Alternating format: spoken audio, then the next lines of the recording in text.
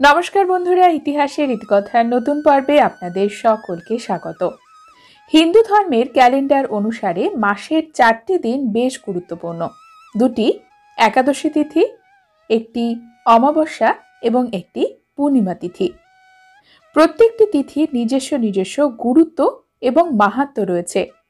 पूर्णिमा तिथि जेखाने शुभ कर्मेर संगे जुक्त, देवदेवीदेर पुजो जेमन लक्ष्मीनारायण पुजो, सत्यनारायण व्रत, राधा गोविंदेर पुजो, गोपालेर पुजो पूर्णिमा तिथिते अनुष्ठित हय।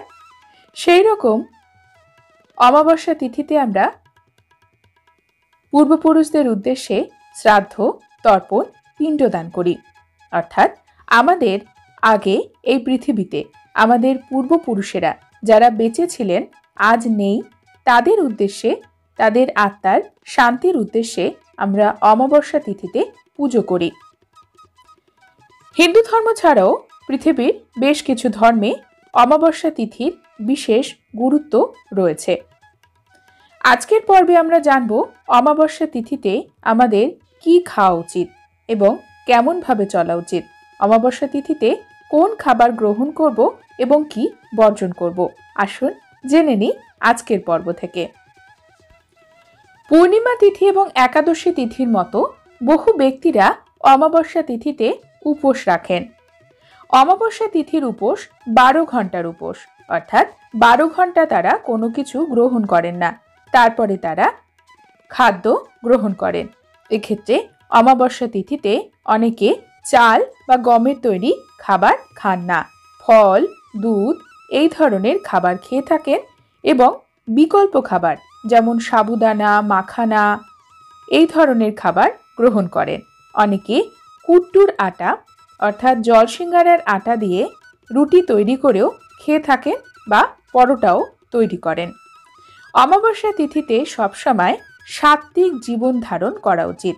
এই তিথিতে কখনোই আমাদের তামসিক বা রাজসিক খাদ্য গ্রহণ করা উচিত নয়।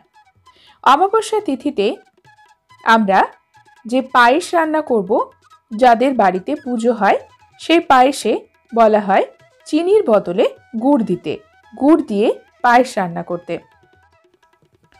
অমাবস্যা তিথিতে খাবারে পেঁয়াজ রসুনের ব্যবহার করবেন না। এই দিনে সম্পূর্ণ নিরামিষ আহার গ্রহণ করুন এবং রান্নাতে অতিরিক্ত তেল মশলার ব্যবহারও করা উচিত নয়। অমাবস্যা তিথিতে বাসি খাবার গ্রহণ করা উচিত নয়।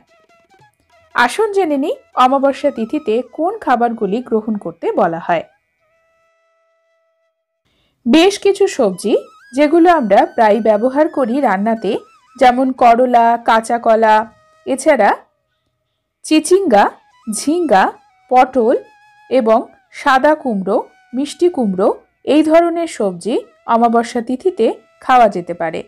অন্যদিকে গাজর, বিট, ফুলকপি, বাঁধাকপি এই সবজিগুলি অমাবস্যা তিথিতে খেতে মানা করা হয়।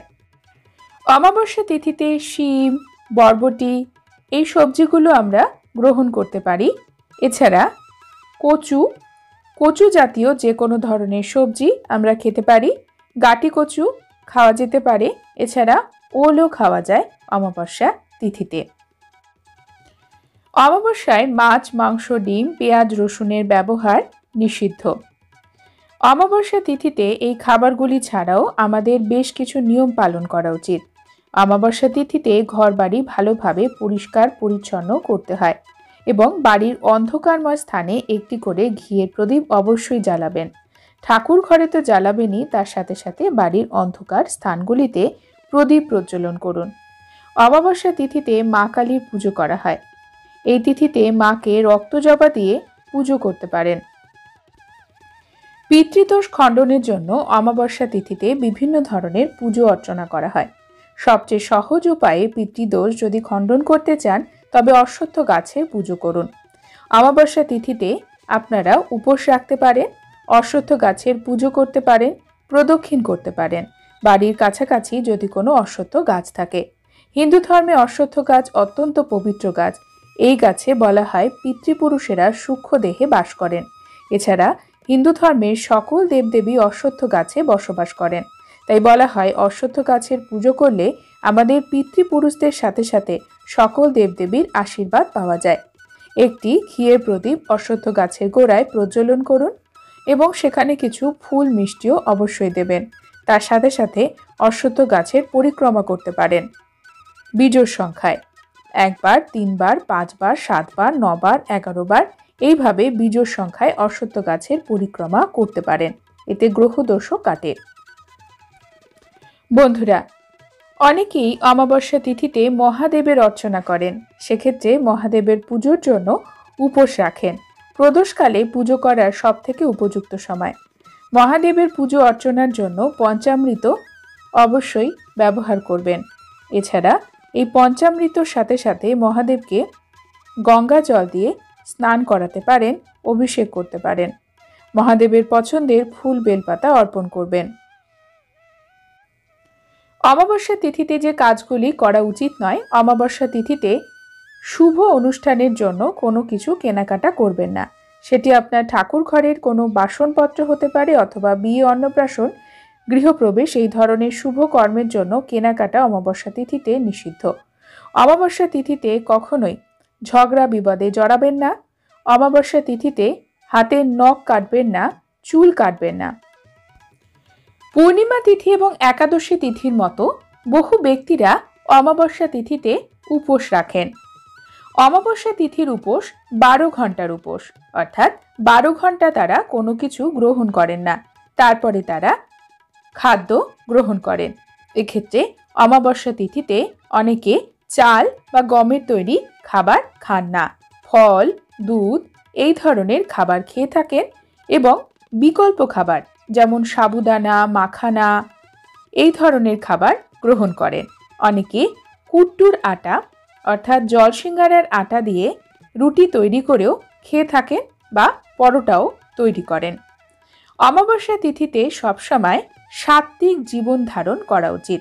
এই তিথিতে কখনোই আমাদের তামসিক বা রাজসিক খাদ্য গ্রহণ করা উচিত নয়। অমাবস্যা তিথিতে আমরা যে পায়েস রান্না করব, যাদের বাড়িতে পুজো হয়, সেই পায়েসে বলা হয় চিনির বদলে গুড় দিতে, গুড় দিয়ে পায়েস রান্না করতে।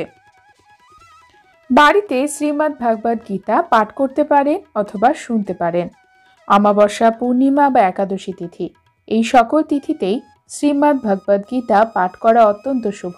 এছাড়া পূর্ণিমা, অমাবস্যা তিথিতে বলা হয় পবিত্র নদীতে স্নান করতে এবং আপনার সাধ্য অনুসারে দান করুন। অন্তত একজন ব্যক্তিকে হলেও অন্ন, বস্ত্র, অর্থ আপনার সাধ্য অনুসারে দান করুন। এতে আপনার গ্রহদোষ কাটবে। বন্ধুরা, আজকের পর্ব এই পর্যন্তই। পরবর্তী পর্বে নতুন একটি বিষয় নিয়ে আপনাদের সঙ্গে কথা হবে। ততক্ষণ সকলে সুস্থ থাকুন, ভালো থাকুন, আর পুরো ভিডিওটি দেখার জন্য আপনাদের অসংখ্য অসংখ্য ধন্যবাদ।